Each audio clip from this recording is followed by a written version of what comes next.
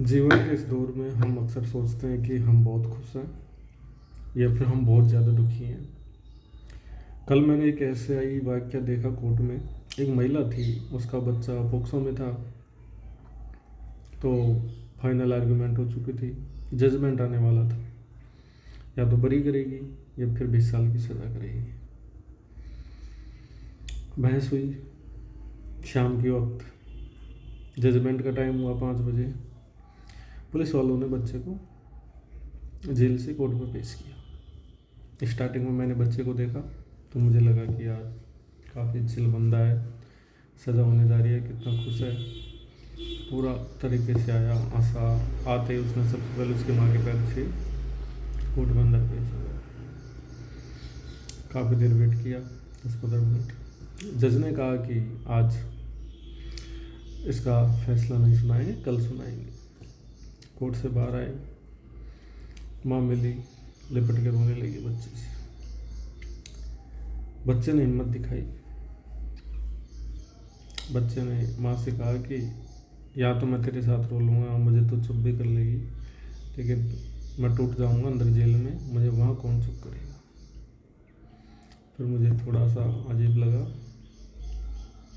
बच्चे के प्रति मेरी संवेदनाएं बढ़ी कि बच्चा इसलिए इतना खुश और एटीट्यूड में आया था कि उसकी माँ को बुरा ना लगे कि वो दुखी है जेल में अंदर। लेकिन वास्तव में वो अंदर से बहुत दुखी था। बाद में वो भी रोने लग गया था। महिला ने कहा नीचे तक लिफ्ट में चलते हूँ, लेकिन पुलिस वालों ने इसको रोक दिया कि आप बाहर जाइए, हम इसको अंदर लेके जाते हैं। ठीक है। उसके बाद क्या होता है कि मैं सीट पे चला गया फाइल लेके, और वो महिला आई सीट पे रोती हुई। कब क्या होगा? मैंने कहा देखो, जिस हिसाब से जज टाइम ले रहा है, इसका मतलब पूरे फाइल को पढ़ के उसके बाद ही वो जजमेंट देगा। हो सकता है कि आपके पक्ष में हो सकता है कि आपके पक्ष में ना हो। अभी कुछ नहीं कह सकते। फिर मैंने उस महिला से पूछा आप कहाँ से हो? तो उसने बताया कि मैं MP से हूँ। मैंने कि यहाँ कहाँ रहते हो, घर है या कुछ और है? तो उसने मना कर दिया कि यहाँ मैं रेलवे स्टेशन पे रहती हूँ, वहीं सोती हूँ। खाना कहाँ खाती हूँ? कर बांटने वाले आते हैं, उनसे खाना खा लेती हूँ। उसके बाद मैं चुप हो गया, मेरे सारे विचार बदल गए उसको लेके।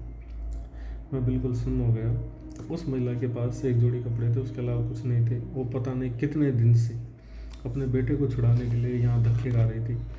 मैंने पूछा आपका हस्बैंड क्या करता है? तो उसने कहा कि मेरा हस्बैंड जो है बहुत पहले ख़त्म हो चुका।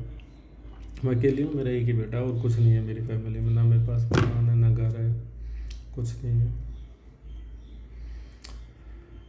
उसके बाद वो महिला ने कहा कि मैं मेरे बेटे से मिल लेती हूँ एक बार। मैंने कहा आप चली जाइए और मिल के वापस आ जाइए, फिर सर आएंगे, हमारे बॉस सीनियर, उनसे बात कर लीजिएगा। उसके बाद मुझे लगा कि यार दुनिया में शायद बहुत ज़्यादा दुखी हैं लोग, और जो छोटी छोटी चीज़ों के लिए दुखी होते हैं, परेशान होते हैं, शायद उनका मुझे उसके बाद दुख नहीं लगता, क्योंकि वो महिला अपने बेटे के लिए कितना संघर्ष कर रही है। इंटरेस्टिंग बात ये भी है कि जो पीड़िता थी, अब सच क्या है झूठ क्या है ये तो कोर्ट डिसाइड करेगा। वो पीड़िता थी, उसकी शादी हो गई, वो कहीं दूसरी जगह चली गई।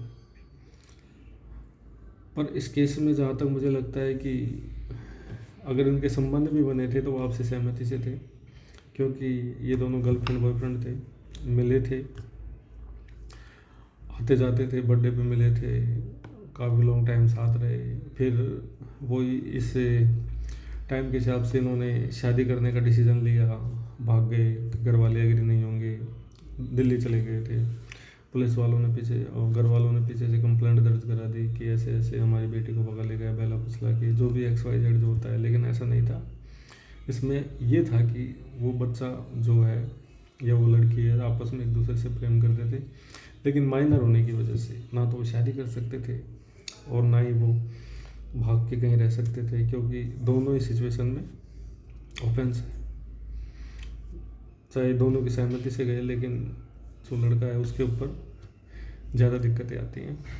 अब कुछ भी हो XYZ, घर वाले FIR दर्ज करा के चले गए लड़की के, वो MP शिफ्ट हो गए, और ये महिला अपने बेटे के लिए दिन ब दिन या रोज़ तरस रही है कि एक बार मेरा बेटा कैसे भी करके बाहर आ जाए। अच्छी बात यह है कि हमने उस महिला से कुछ भी फीस नहीं ली किसी भी तरह की, जब उसकी सिचुएशन देखी, पता चला, तो मैं भी अंदर से ऐसा लगा कि आज भी लोग बहुत ज़्यादा दुखी हैं ऐसी चीज़ों से।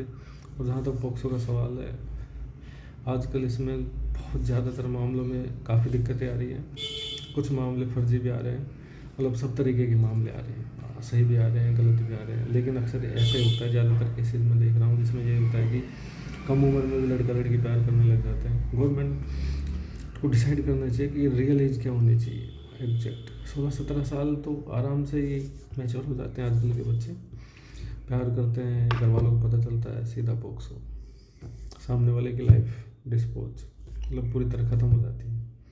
क्योंकि इसमें लड़की की कंसेंट भी मैटर नहीं करती। अगर लड़की कहती है कि मेरी सहमति से था, तो कोर्ट ये भी मानने के लिए तैयार नहीं है। इसलिए इन सब चीज़ों से बचे। हो सकता है तो प्यार मोहब्बत वाली सिचुएशन आज टाइम रही नहीं, तो इन चीज़ों से बच के ही आगे बढ़े, अपने बच्चों को सही सलाह दे।